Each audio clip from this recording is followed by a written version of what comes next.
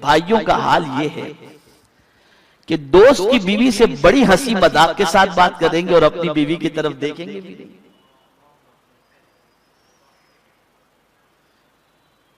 और फिर डंके की चोट पर कहेंगे यार मैं तो भाव भाव नहीं देता हूं मेरी बीवी को, कौन इसकी झंझट मारी में पड़े। और समझते हैं कि ये अच्छा काम कर रहे हैं, ये अच्छा काम कर रहे हैं। ये अच्छा काम नहीं, ये खिलाफ सुन्नत है। एक औरत लिख सकते हो, नोट कर सकते हो तो नोट कर लो। एक औरत अपने शौहर से खास तौर पर 3 चीजों की तलब रखती है और 3 चीजों की ख्वाहिशमंद होती है। नंबर 1 तहफ्फुज, प्रोटेक्शन, कि शौहर उसे प्रोटेक्शन अता करे। वो चाहती है कि जब भी कोई मसला हो तो शौहर मेरे सामने खड़ा हो, मेरी हिफाजत के लिए खड़ा हो, मेरा सपोर्टी बन के खड़ा हो। खुद उम्मुल मुमिनीन हजरत आयशा सिद्दीका रदी अल्लाह तआला अन्हा सरकार सल्लल्लाहु अलैहि वसल्लम से हम कलामी का शर्फ हासिल कर रही थी। थोड़ी सी आवाज ऊंची हो गई। सैयदना सिद्दीक अकबर तशरीफ फरमा थे, देखा कि उम्मुल मुमिनीन की आवाज ऊंची हो रही है तो सिद्दीक अकबर बड़े अपनी बेटी की तरफ, हजरत आयशा सिद्दीका की तरफ करीब था कि उन्हें जद्दोकोब करते, हुजूर ने उन्हें अपने पीछे छुपा लिया। यह प्रोटेक्शन। सरकार ने अपनी बीवी को अपने पीछे छुपा लिया और प्रोटेक्शन फराहम किया। गोया हुजूर ये बता रहे हैं एक शौहर अपनी बीवी का सबसे बड़ा मुहाफिज हुआ करता है। तो एक औरत अपने शौहर से जिस चीज की सबसे ज्यादा तमन्ना रखती है वो है प्रोटेक्शन, तहफ्फुज। दूसरी चीज है अटेंशन, तवज्जो। वो चाहती है कि शौहर उसकी तरफ तवज्जो दे, वो चाहती है कि शौहर उसकी तरफ तवज्जो दे, लेकिन मियां की तवज्जो तो कहीं और होती है। आए पेपर पढ़ने में लग गए, व्हाट्सएप करने में लग गए, टीवी देखने में लग गए, बीवी की तरफ देखने का ख्याल भी नहीं और बात करने का भी ख्याल नहीं। ये देखिए यहीं से प्रॉब्लम्स शुरू होते हैं, यहीं से प्रॉब्लम्स शुरू होते हैं। जब आप बीवी को अटेंशन नहीं दोगे तो बीवी चाहेगी कि कहीं से अटेंशन मिलती हो वहां वो मुतवज्जे हो जाए,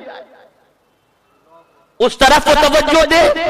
नतीजतन बीवी की तवज्जो बट जाती है और कभी मां से ज्यादा बात करने लग जाती है, कभी भाई से ज्यादा बात करने लग जाती है, कभी रिश्तेदार से ज्यादा बात करने लग जाती है। और फिर मियां घर में एंट्री की और देखा बीवी बिजी है तो डांटने लग गए कि तुम तो जब देखो तो आपने क्या गलती की, आप मुतवज्जे नहीं हुए, आपने अपनी बीवी पर तवज्जो क्यों नहीं दी। आप घर पहुंचते, उसकी तरफ मुतवज्जे होते, खैरियत दरियाफ्त करते। अरे रसूल गिरामी वक़ार सल्लल्लाहु अलैहि वसल्लम की कई अज़वाज थी, लेकिन मेरे आका सल्लल्लाहु अलैहि वसल्लम की आदत करीमा थी कि रोजाना असर की नमाज के बाद अपनी सारी बीवियों के घर पर जाकर हुजूर सबकी खैरियत दरियाफ्त किया करते थे। ये सरकार की आदत करीमा थी। अटेंशन, अरे इससे ज्यादा अटेंशन के हवाले से और क्या हो सकता है कि मुस्तफा जान रहमत सल्लल्लाहु अलैहि वसल्लम ने फरमाया अगर कोई शख्स अपनी बीवी के मुंह में हलाल का लुक़मा रखे उस पर अल्लाह सदके का सवाब अता फरमाता है। यानी खाने के लिए बैठा है तो खुद ही के पेट भरने में न लगा रहे, वो खाते हुए भी अपनी बीवी पर मुतवज्जे होकर अगर बीवी के मुंह में उसने लुक़मा रख दिया तो मौला उसका सदके का सवाब अता फरमाता है। और यहां तो दाल में नमक ज्यादा हो गई तो झगड़ा, नमक ज्यादा हो गया तो झगड़ा, तुझे पकाना नहीं आता, तेरे माँ बाप ने नहीं सिखाया, यही सारी चीजें होती है।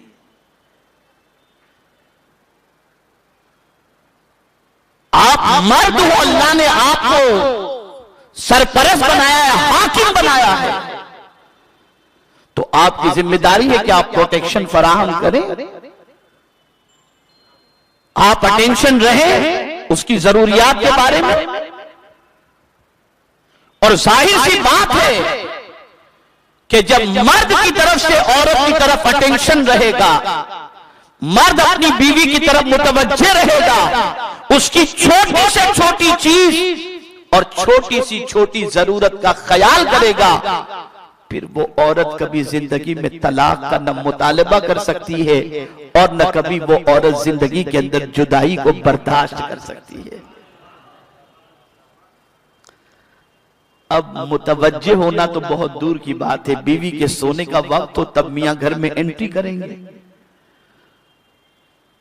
अब उससे बेचारी को, अब तो बंबई की सिचुएशन तो आप सब जानते हैं, बताने की जरूरत नहीं है, बड़े शहरों में यही होता है।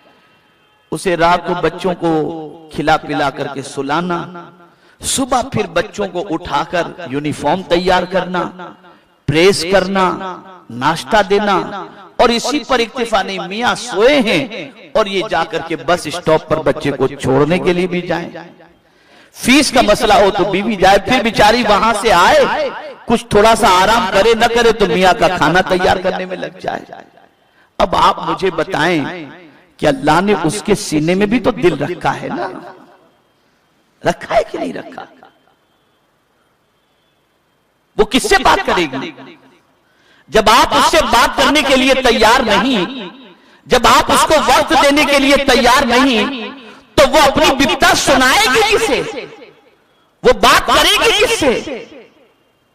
वो अपना गम शेयर किससे करेगी? तो तलाक के असबाब में से एक सबब यह भी है कि मर्द अपनी बीवी की तरफ मुतवज्जे नहीं होते।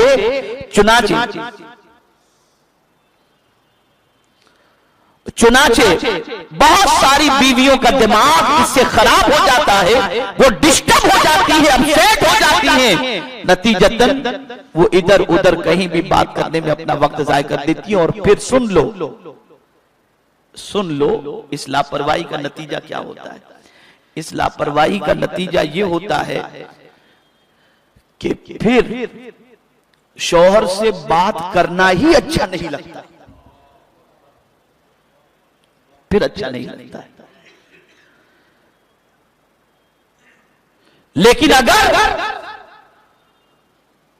कोई अपनी बीवी से हम कलाम होता रहे, उससे खैरियत पूछता रहे, उसकी जरूरियात का ख्याल करता रहे, तो ये बात आप अच्छी तरीके से जहन में रखें कि वो औरत मुसल्ले पर अपने शौहर के लिए दराज की उम्र बिल खैर की दुआ भी करेगी, और यह भी होगा कि वो अपने शौहर के बगैर जीना पसंद भी नहीं करेगी।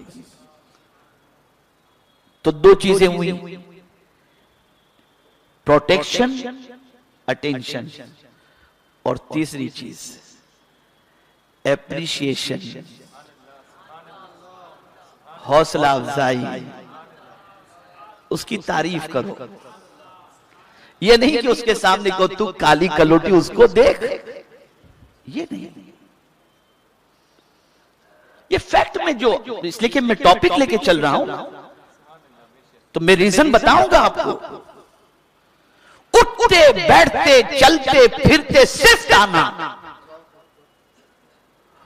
और खुद अपनी शक्ल और अपनी आदत और अपने हुलिये को नहीं देखता और तमन्ना करते उसे कोई हूर मिल जाए।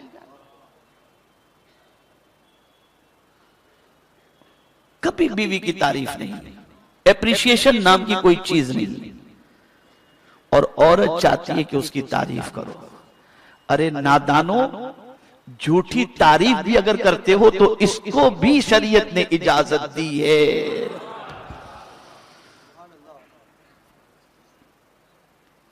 रिश्ता निभाना है, आपने वादा किया है, आपने कबूल कहकर उसकी जिंदगी भर के नामो नफ्ते की जिम्मेदारी ली है, आप उसकी तारीफ करो। कभी खाने की तारीफ आपने कर दी, कभी उसकी खूबसूरती की तारीफ आपने कर दी, कभी उसके घर के संवारने की तारीफ आपने कर दी, कभी बच्चों की तरबियत के हवाले से आपने तारीफ कर दी। आप उसकी हौसला अफजाई करते चले जाओ, वो कभी एहसासे कमतरी के शिकार नहीं होगी, और नतीजतन घर रश के जन्नत बनेगा, और ये भी याद रखिए, घर के बारे में कुरान ने क्या कहा है? घर क्या है? खुदा की कसम, जिस तरीके से अल्लाह का घर सुकून की जगह है, ऐसे कुरान ने यह भी कहा वल्लाहु जअल लकुम मिन बुयूतिकुम सकना औ कमा काल, अल्लाह ने तुम्हारे घर को भी सुकून की जगह बनाया। अरे घर भी सुकून की जगह है कि तुम घर में जाओ तो तुम्हें सुकून मिले, लेकिन अब तो घर में जंग ही जंग चलती है। कहां सुकून रह गया? कहां सुकून है? मुझे बताइए। हर घर में आग लगी पड़ी है। शौहर आया तो बीवी बीमार बन गई और गया तो टीवी खोल के बैठ गई। ये सब क्यों हो रहा है? वजह सबसे बड़ी ये है कि दोनों एक दूसरे पर तवज्जो नहीं दे रहे, दोनों एक दूसरे के बारे में मुतमईन नहीं है, दोनों की सोच जुदा है, दोनों की फिक्र जुदा है। और बीवी ये सोचती है कि काश मुझे ऐसा मिलता, और शौहर ये सोचता है कि काश मुझे ऐसी मिलती। अरे बाबा, जो मिल गई वो तुम्हारी किस्मत में लिखी थी, जो मिल गया वो तुम्हारी किस्मत में लिखा था। अब दोनों खुशहाली के साथ अपनी जिंदगी गुजारो। तो ये तीन चीजों का शादीशुदा लोग ख्याल करें: प्रोटेक्शन, अटेंशन, एप्रिसिएशन। समझ गए ना मेरी बात? मेरे प्यारे आका सल्लल्लाहु ताला अलैहि वसल्लम के प्यारे दीवानों, अब आइए एक और बात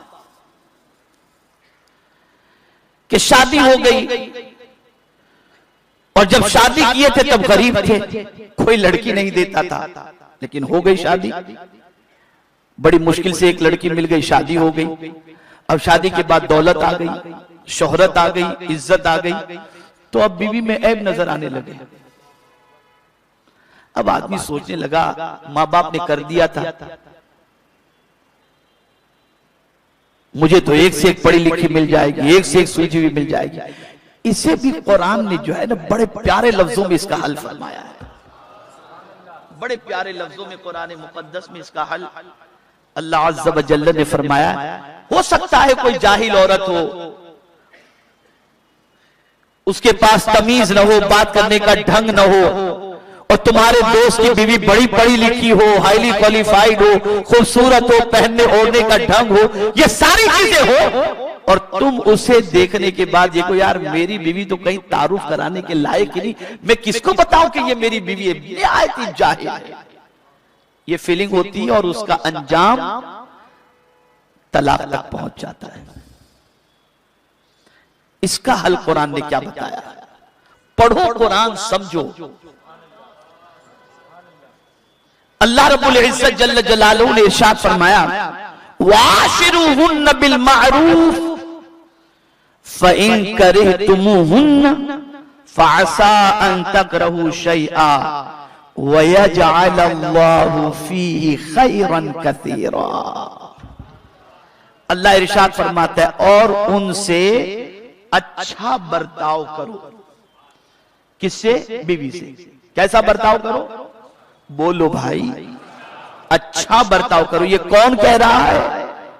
अल्लाह फरमा रहा है। कैसा बर्ताव करो? अच्छा बर्ताव करो।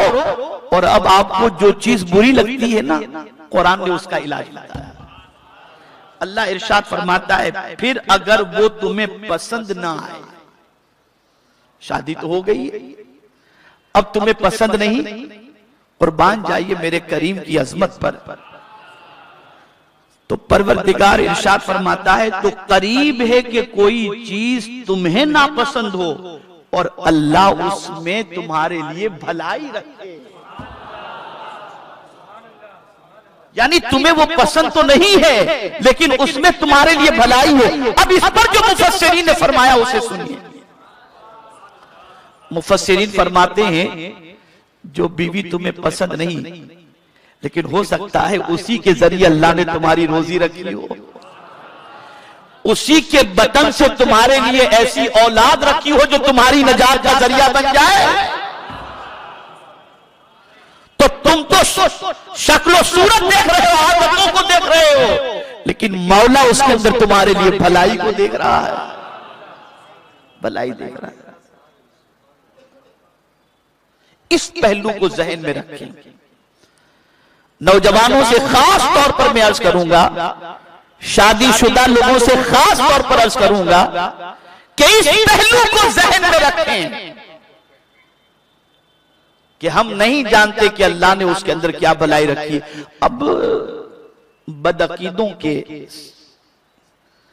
अकीदे की भी थोड़ी सी धज्जियां उड़ाते हुए मैं कुछ अर्ज करूं, जो माज अल्लाह ये कहते हैं कि हुजूर की वजह से कुछ नहीं मिलता, सरकार के वसीले से कुछ नहीं मिलता। खुदा की कसम सुनो, एक सहाबी हुजूर के पास हाजिर हुए, अर्ज करते हैं हुजूर मैं तंगदस्त हूं, तंगदस्त हूं, सरकार कुछ इलाज फरमाए। आका ने इरशाद फरमाया शादी कर लो।